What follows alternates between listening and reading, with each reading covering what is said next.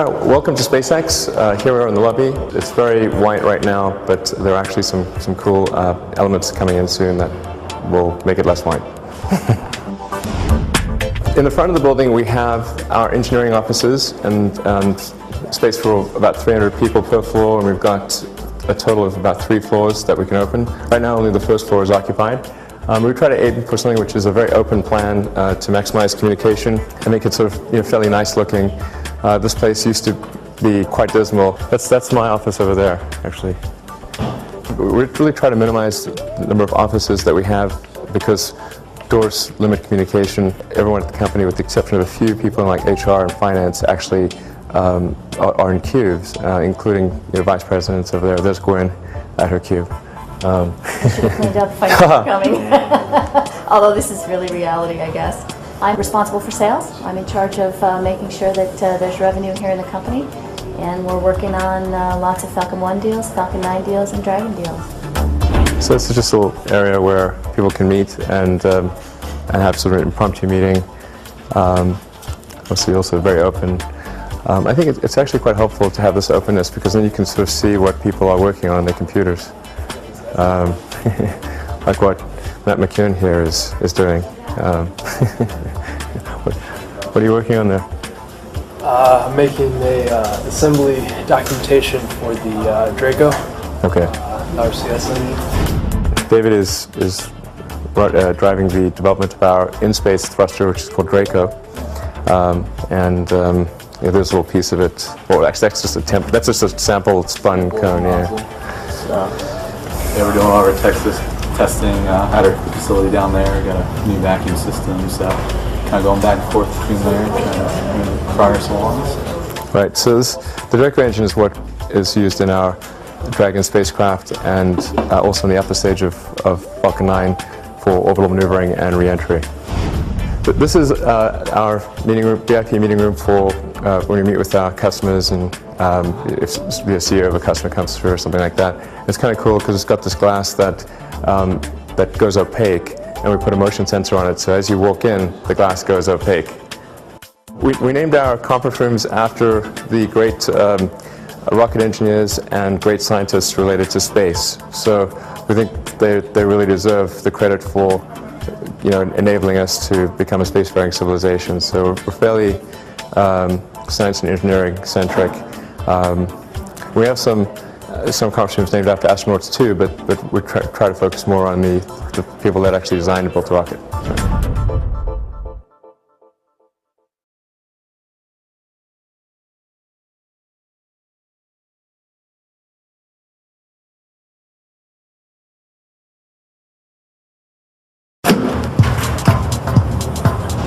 That's where we have our server room, which has I don't know, somewhere in the order of 500 processors for computing, doing computational fluid dynamics, finite element analysis, and obviously all of our server storage for our 3D solid modeling and that kind of thing. It's amazing how many processors you can get in a small space these days with modern computing.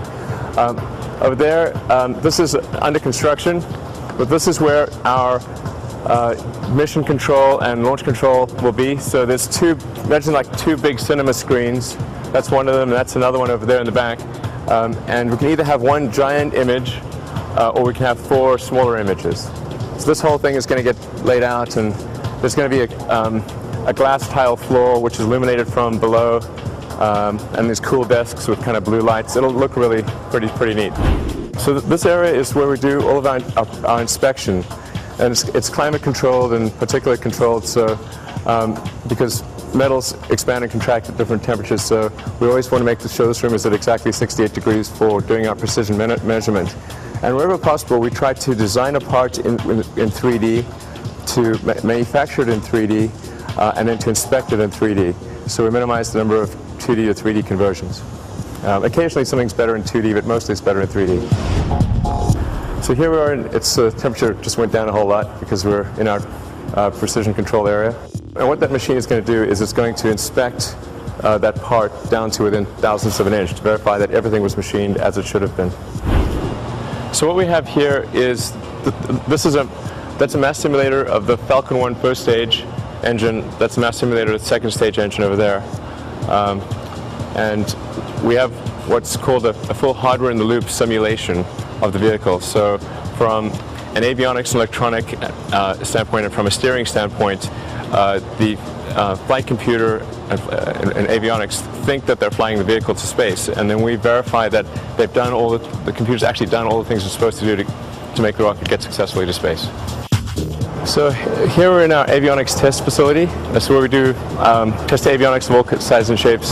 So here we have a bunch of thermal cycling chambers that'll take parts and put them through 50 thermal cycles to verify that things are going to be okay. And the temperature environment in space is much worse than on the ground because you don't have air to even out the temperature. So you could actually have something could be in searing sunlight or blackest night. And it's got to be able to handle much more of a temperature range than it would on Earth. That's a thermal vacuum cycler, so it'll test both. It'll test the out part in vacuum going through the temperature cycles. That's our shaker room. It's got two small and a big shaker, so we can simulate the enormous acoustic and vibrational loads that parts experience during the rocket takeoff. And that's really where things tend to break more than any other place. Hey, how are you? Good. We're just doing a little video blog thing of what's that. Yes, exactly. I'm Dylan Talton. I'm an avionics engineer. What I'm doing here right now is to set up for a test upcoming of our second stage that we're going to send out to Texas for a hot fire. What you see here is our electrical ground support equipment, a copy of what we actually have out on Quadrant on the launch pad. We do exactly a one-to-one replica here to test out the stages before we send them out. So we will be putting the stage through its paces tomorrow, and we're just doing some preparatory work right now. Yeah, this is our electromagnetic interference test chamber. It looks vaguely like a torture chamber, but it's basically set up so that when we can take our rocket or spacecraft and put the section here with all the antennas and radios, because there's like a dozen radios on the vehicle, various, or either transmitters or receivers of various kinds, and we're going to make sure they don't interfere with one another and that they've got good. We can sort of verify that the signal that's going out is going to be well received by the ground, and that's what we use this chamber for. It's really great.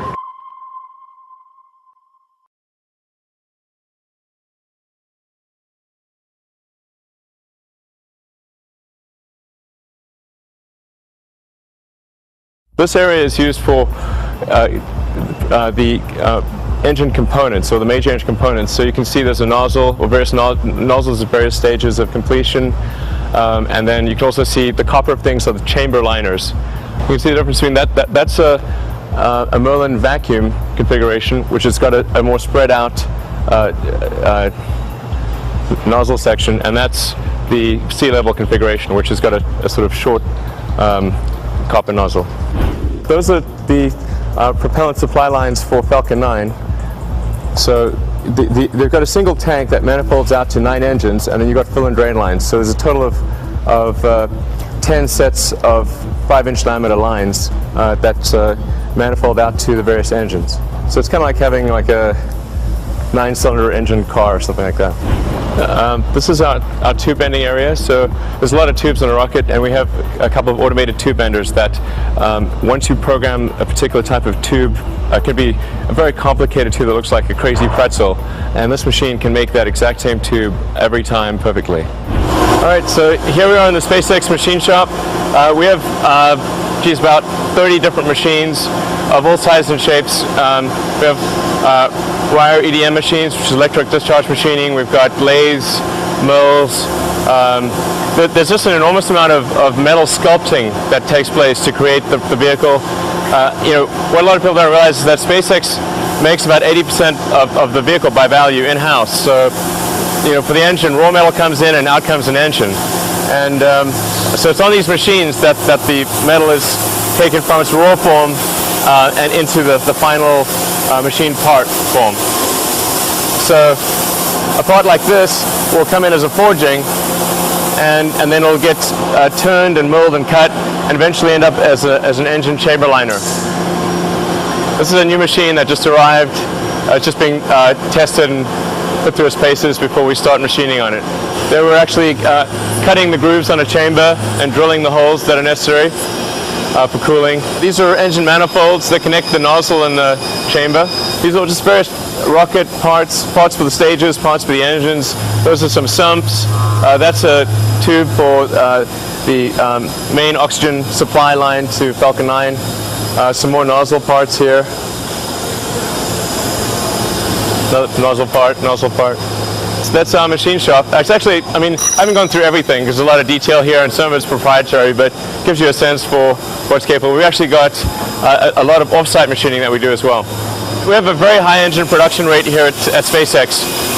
This year alone, SpaceX will make more rocket engines than the rest of U.S. production combined. And next year, we'll make more rocket engines than any country in the world.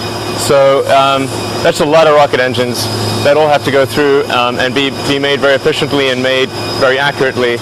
And that's what all these machines are for. So what we're looking at here is a Merlin 1C fully regeneratively cooled engine. It's getting ready to ship out to our test site in Texas to be part of the 9-engine firing. This is actually the 9th and final engine to be shipped out for that. And when we do that firing, it's going to be quite spectacular. Falcon 9 is the most powerful single-core vehicle in the American fleet, and when Falcon 9 Heavy debuts in about 2 to 3 years, that will be the most powerful vehicle in the world because the shuttle will have retired by that point.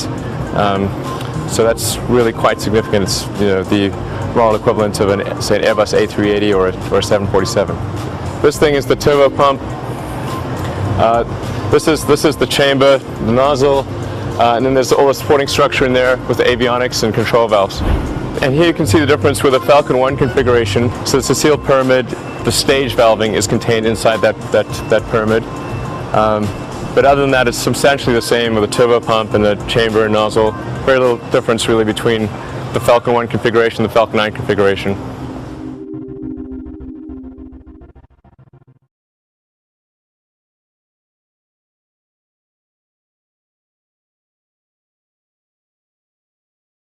So what we're looking at over there, that's a quarter section of the Falcon 9 17-foot diameter fairing. It's 17-foot diameter and obviously and 50 feet long.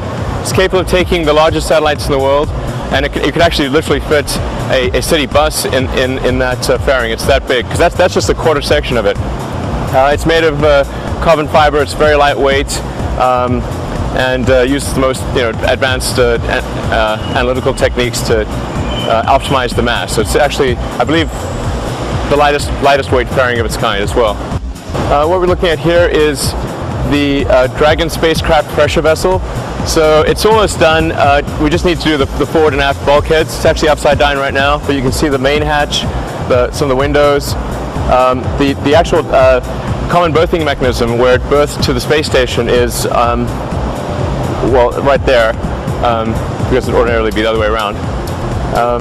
And this is an actual flight fidelity article that's going to go through full qualification testing. Right.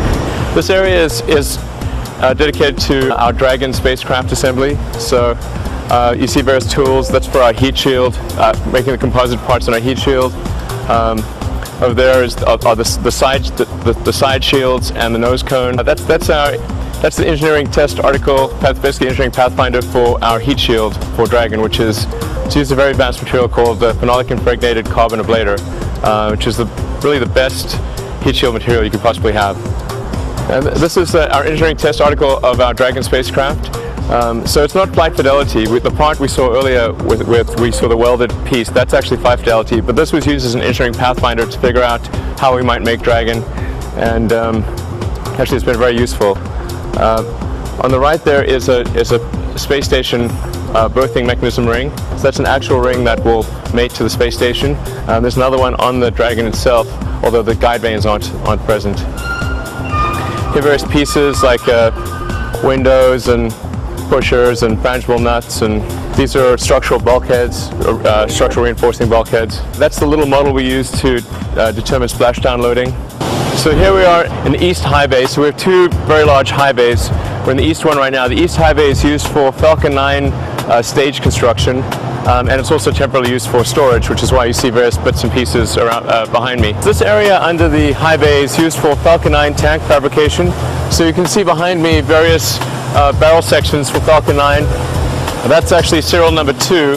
That completed tank is serial number 2 of Falcon 9. Serial number 1 is on the test stand in Texas. And then serial number 3 is in barrel sections on the floor. And we're getting ready to weld together those barrel sections and create our third tank, which would actually be the first flight tank. So the first one was a run tank, second one is a qualification tank, and the third one will see flight. That's a Falcon 1 second stage bulge former. So that's a classic bulge forming tool that's used to take 2 welded cones of typical refractory alloy metal like chromium hafnium alloy and bulging it to a round contour, which is the optimized contour for maximizing the efficiency of rocket thrust. This cleaner here is also climate controlled, particularly controlled, and it's currently used for propulsion components as well as temporarily it's used to do composite layout.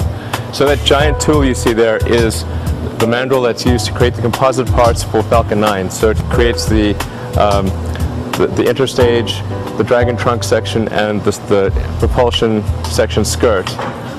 Anything that's a body diameter, a 12-foot diameter cylindrical part.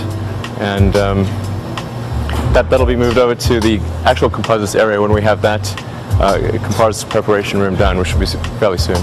This area is where we do a lot of the Falcon 1 structural assembly. So behind me, that's a Falcon 1 half section of a nose cone. That's the tool on which the nose cones are made. That's an avionics, or rather a payload adapter cone. That's another payload adapter cone. That's a mandrel for the Falcon 1 interstage, which is similar to the Falcon 9 interstage. In fact, the Falcon 9 interstage is just a scaled up version of the Falcon 1 interstage. This is a barrel section for Falcon 1 Flight 5. So we have Flight 3 on the island in the Kwajalein Atoll, ready for launch, almost ready for launch. Flight 4 is going to be right behind that. We'll launch in about 3 or 4 months' time. And then this is Flight 5, which will launch sometime in the first half of next year. We have a lot of customers that are interested in that, and we expect to do a deal on that fairly soon. And this area is also used for composites fabrication. So we've got a big oven there, which is used to put big parts in a small oven for smaller parts. What we're looking at here is a Falcon 1 upper stage.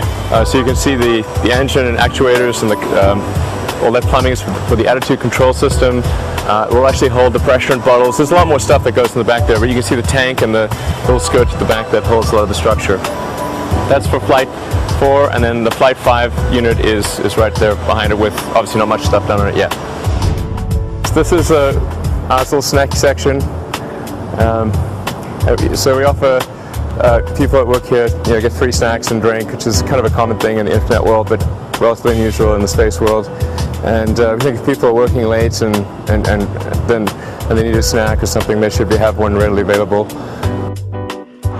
All right, well, thanks for following me on the tour. That was just SpaceX Hawthorne. There's actually a lot more other SpaceX facilities. We have a big test site in Texas. We've got a launch pad at Cape Canaveral, a launch island in the Kwajalein Atoll. And we're looking for great people of all kinds to join the company. So if you're interested, please send us a resume.